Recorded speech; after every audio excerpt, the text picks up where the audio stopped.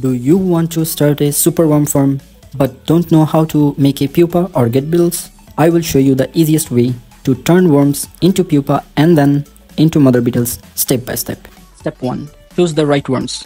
First, pick the biggest superworm around 2 to 2.5 inches. Only mature worms can turn into pupa. Step 2. Separate worms. Put one worm in each small cup, box or hole of an egg tray. This is important. If they stay together, they won't turn into pupa.